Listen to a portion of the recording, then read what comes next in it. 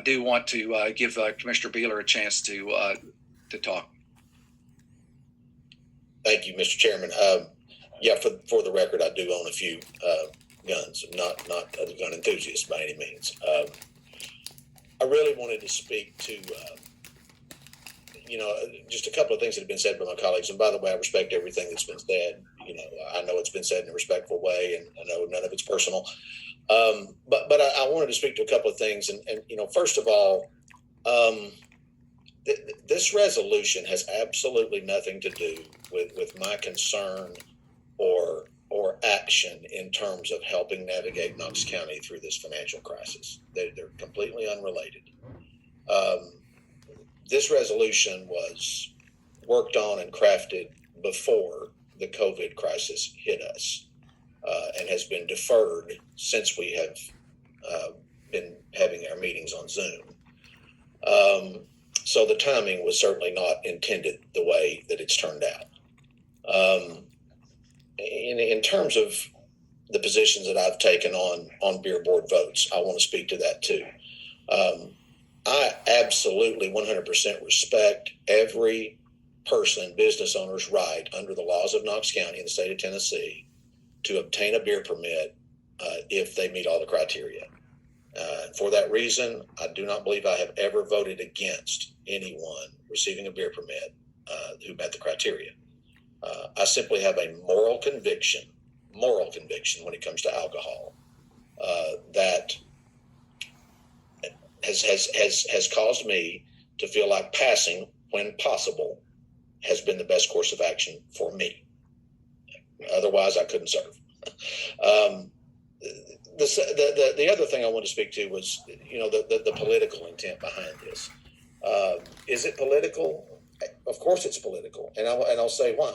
The Constitution, and especially the original articles in the Bill of Rights, I have when it comes to that, I take a very strict constructionist view, meaning that it says what it means and it means what it says. It is not open to new interpretations. If it needs to be changed, it can be amended, but not reinterpreted. The reason I say that is because for the original articles and the Bill of Rights, we have more than 2 centuries of established legal precedent from the Supreme Court as to what these things mean. Well established. And yet, we have incredible differences of opinion in certain municipalities and even states when it comes to the Second Amendment.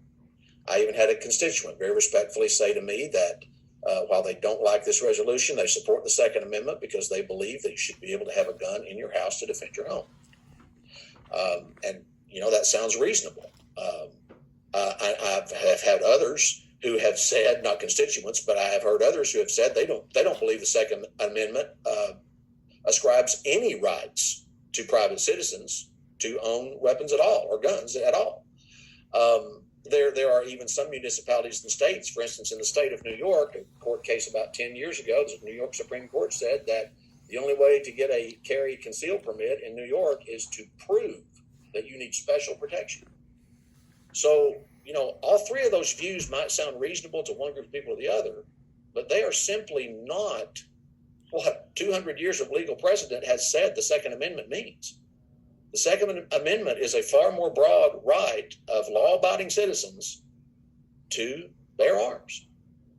And if I were a judge or a lawyer, that would be considered a legal opinion. Because I am a legislator, it's considered a political opinion.